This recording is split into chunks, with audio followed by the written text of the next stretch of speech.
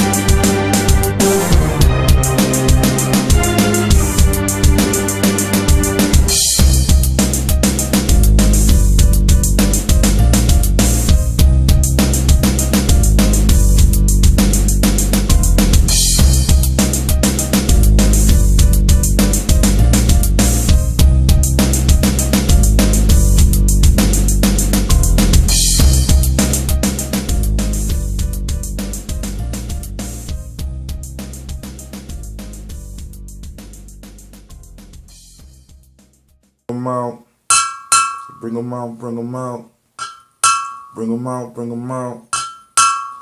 All right, so we gotta do our water.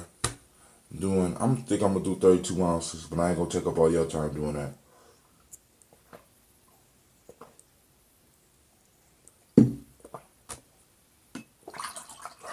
All right, cool.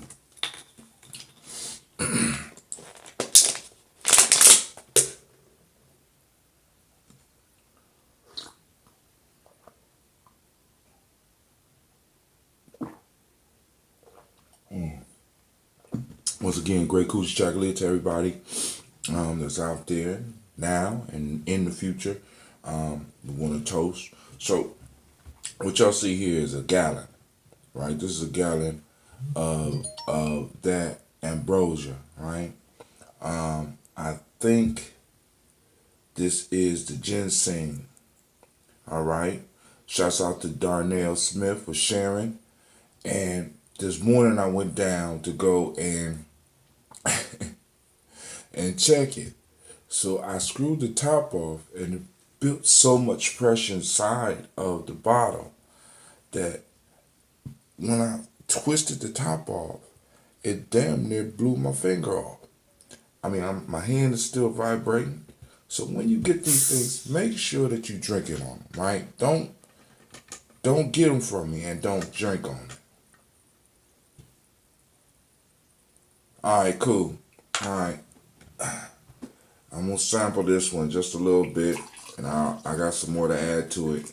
But this one might be a little bit too mature for the public, And if you want to try it a little bit mature like this, you can. But we're gonna see, cause I don't smell no honey in this mug. I think it's the ginseng. We'll find out. All right, so here we go. Peace and love to everybody. Of course, we do our daily toast, which is basically libations. We toasting our creator by whatever name you choose to call that creator. We call that name by whatever name you choose. Right? We call that energy into the room. We ask that creator be with us and to bless us in all things we think, say, and do. All right? We move from there to our personal ancestors. Call on our personal ancestors. We ask them to bless us. We ask them to touch us. We ask them to guide us. We ask them to protect us, right? And sometimes we ask them to allow us to be exposed to danger. Now I know that might sound crazy, but The only way we grow sometimes is by being uncomfortable. Some of us are stuck in our life right now because we're comfortable, because our enemies has made it possible for us to sit around and be comfortable. But the only way we grow a lot of time is by us being uncomfortable. So we ask for our ancestors to sometime expose us to some dangers, right? So we ask our ancestors to be around us and to be with us. If there's any names, please send them out there, and I got you. I go through my family name: Miles Brown, Miss Ann, Robert and Texana Davis, Robert Brown Sr., Georgia William Walton, Christopher Fanny Gasson, Aunt Lena, Uncle Chris, Georgia. Ooh, man. Miles Brown, Miss Ann, Robert and Texana Davis, Robert Brown Sr., Georgia William Walton, Christopher Fanny Gasson, Aunt Lena, Uncle Chris, Geneva Brown, Cleveland Brown, Margaret Ellis, Cecil Ellis, Elvira Brown, Gina Gaines,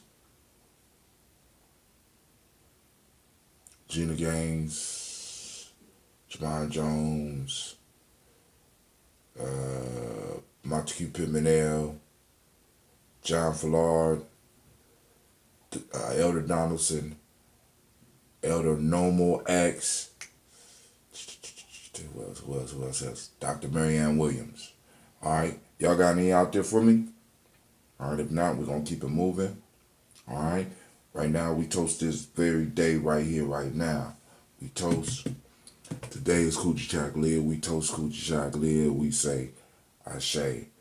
Then we toast our children's children on to infinity. Because everything we building, everything that we working on right now, for them. We toast and we say, Ashe. Now, last thing is any special libations, anything that you need the ancestors to go out there and help you with. If you have it, shout it out. I'll say it out. If not, you keep it in your heart. Let it work out, because I got some things I need the ancestors to help me work it out, right? And we say, Ashe, Ashe, Ashe. I wish you peace, power, joy, and 100 years.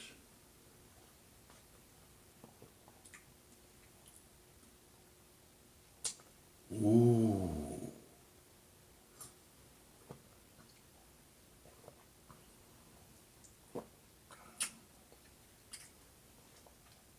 Yeah, I think that's ginseng. I be forgetting to label the bottle sometime. I'm sorry. Ah, yeah. Peace to you, as well, Mr. Brother Kwame.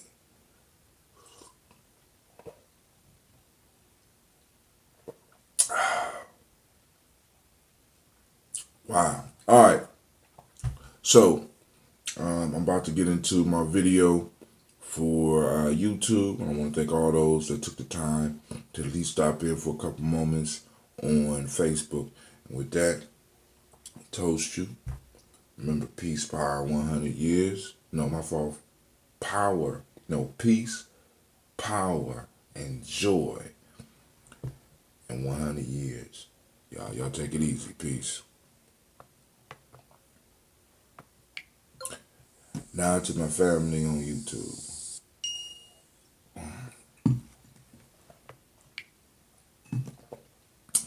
I'm going to drink one more bottle of water and I shall return. Alright, fam, I'm back. We're finishing up our water. Once again, great Kujichagulia. The piece that I wanted to hit on today was one, the Kujichagulia. Because we still got to talk about the intermittent fasting or the warrior diet.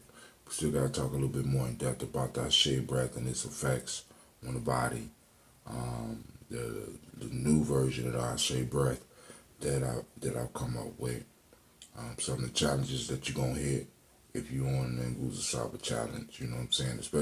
Especially those that's ready to go to that 21 week, because it's going to go down. I'm letting you know. Listen, the stuff that's happening for me at this point in time is just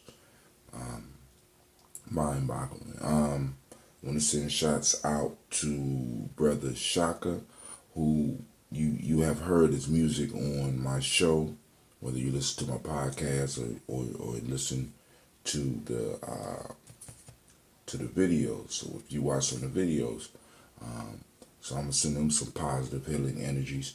This is part of what we need to be using social media for, so that we can build. Now, what I call this today, right, on Kujichagulia, is the hood trap, right?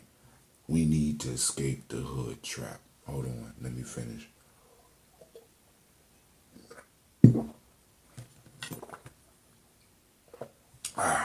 on.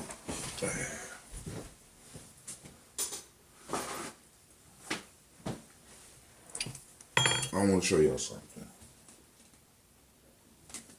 So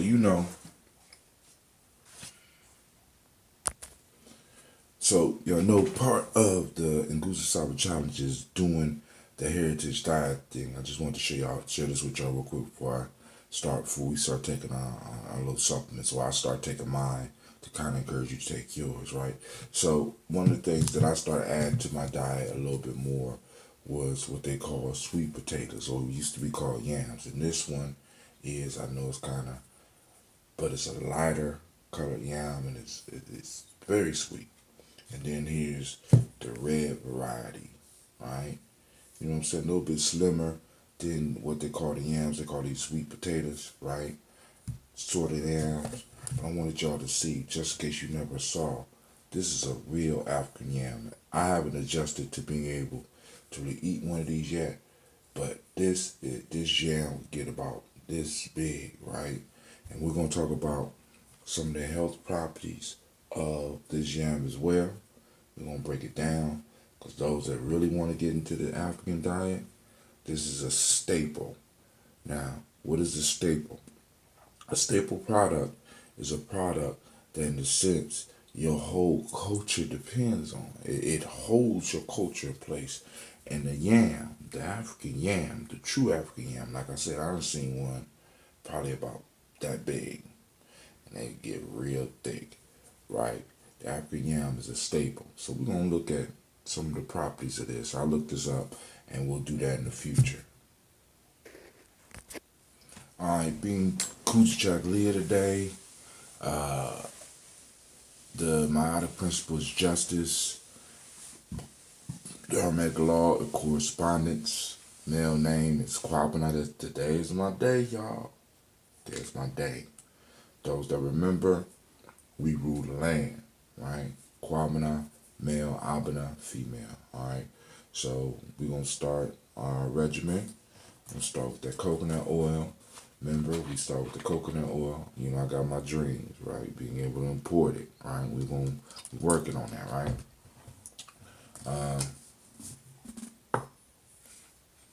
We want to help our body. We want to help jumpstart our body's fat burning process. Coconut oil is good for that, among other things.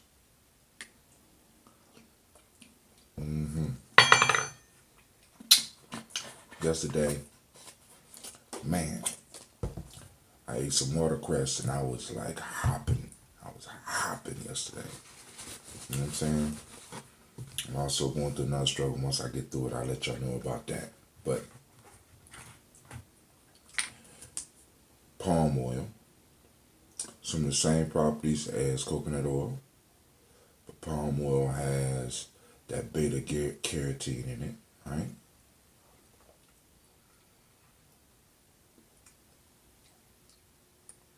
Not as bad tasting as when I first started. Both of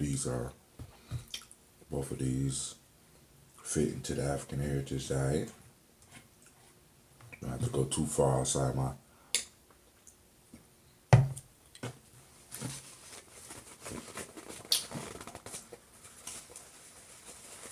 All right.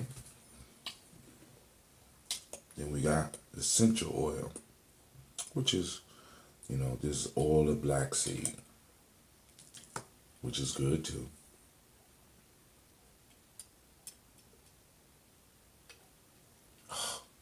That shit is expensive and I'm wasting it.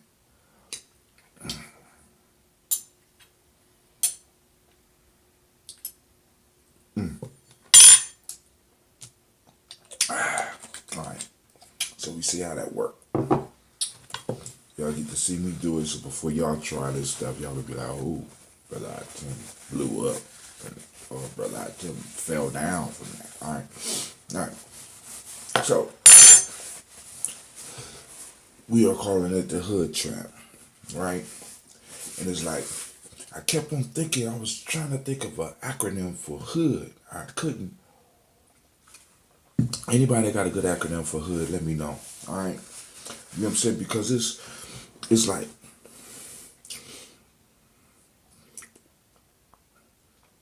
the thought that came to me while I was laying down, sleeping, and thinking about what I was going to talk about today was domestication.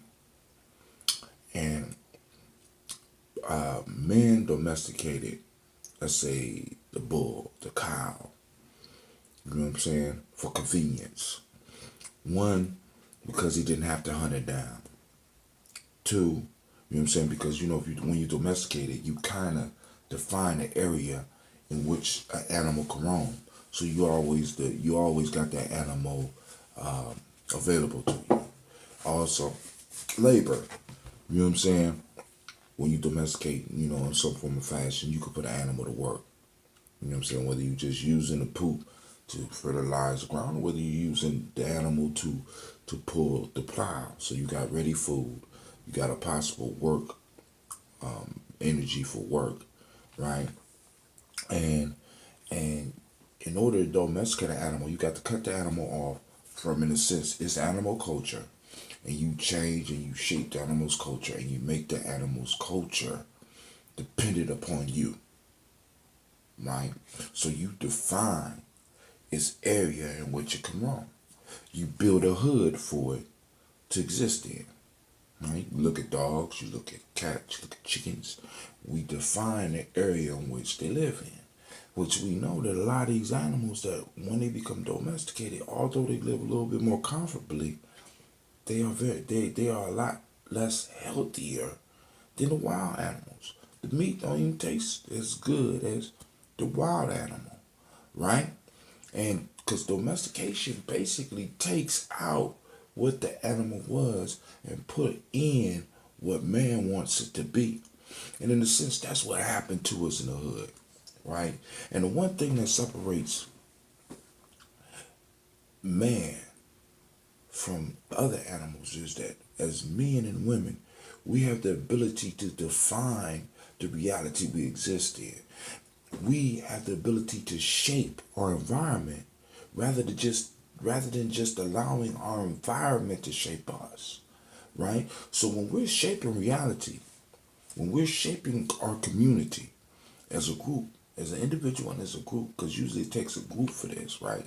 Because the individual needs the interdependent group, right? To really build, to really structure reality. But when an individual impacts his environment, right? He forms communities and tribes and nations. He forms and he terraforms the environment to fit him or her or them, right? But when the environment shapes and forms man, right? When the environment shapes and forms man, right, as well as circumstances, this is what you have. This is what you call a hood. See, because hoods are places where we exist, but we didn't create them. They were created, in a sense, for us, like holding pens, right? Like little square holding pens, like they keep pigs and cows in, right? And we proudly represent these hoods, right? These areas where we have been confined to and defined by, right? We'll take on the names of the streets. You know what I'm saying? We'll take on the name of the projects that we exist in. So one of the first tasks we have to do is we have to start breaking down this hood trap. Because in the hood, we are allowing others to define us, which is against which is against the very concept of Kujichagulia. I'm just saying, fam. I just want you to think about that, right? It's against the very principle that this day represents, right? We have to start getting out of these mindsets. We have to start redefining how we think and how we see reality. Because until we do, we will always be in service of others. The very hoods that we exist in were not created for our benefit. It was created for others' benefits. Why? To give them quick and easy access to maybe not food, but in some cases maybe food. We don't know what the hell going on sometimes. And wealth and labor. The hood gives individuals quick access to a ready source of food or economic food. You know what I'm saying? And what I mean, all right, if you look at some of these hoods, some of these places, some of these little blocks are like $1 million blocks. What do I mean? Right? You know, not only is somebody making money off of real estate, right? Not only is the utility company making money off the electricity and the gas, you know what I'm saying? Not only are the corner stores making money and people are able to come in and basically mine the people for their little bit of change, right? But then you also have crime going on, which means that it keeps police forces in work as well as prisons in work. So in one of these blocks, you got millions, if not tens of millions of dollars being generated just by these individuals being there. So the hood was formed for them, not by them, right? Because if it was formed by them, a lot of this stuff wouldn't be going on, because when you control your environment, right? When you control your environment, right? You're making sure that there are things there for your ready use, right? So we have to really start re-looking at the areas in which we live, right? How can we terraform them to fit us, right? How do we get out the hood trap? Because it's a domesticated trap, right? We are being domesticated into somebody else's culture. And I know for many of y'all it's too late. You know what I'm saying? Y'all totally comfortable. Like I said, this is why in the toast this morning I said sometimes we have to ask our ancestors to put us in situations where we could be uncomfortable. Because it's only when we're uncomfortable that we are able to move. Some of us are so comfortable in our poverty. Some of us are so comfortable in our discomfort. Some of us are so comfortable in our pain and our suffering that we're not willing to change. And those are the ones that need to be left behind. They need to be left in the hood trap, right? Those of you that want to get up out the hood trap, let's go and build, man. But first, let's build our minds. Let's change let's take control of the five: intuition, mental, emotional, spiritual, physical. All right. So this is Brother Tim. I want to thank you very much for taking the time to check me out. I kept it under 30 minutes, kept it under 30 minutes, kept it under 30 minutes. Thank you very much, and I'm out. All right, please subscribe, like and share. And let's continue building. And remember, take the Nguza Saba Challenge, 21 days. 21 days. The 21 days is just a test so that you can see what you can do. Right? Listen, it is dope. I mean, you're going to go through some pains. You're going to go through some growth. You're going to learn something new about yourself. Right? And it's all going to be from you. It ain't going to be from no book. It's going to be from you. You're going to be able to see what you can do. And I can't wait to see how you grasp and try to take over the world. Not even try. Start taking over your little piece of the world once you find out what you're capable of. Let's build. Let's stop playing. Take the challenge. Peace. Thank you for watching the video. I want you to subscribe. Click the bird right there, the fiery bird. And I also have a special video just for you right there. And for those that want more information about gye-nyame Journey, go to our site. It should be right about there. Peace.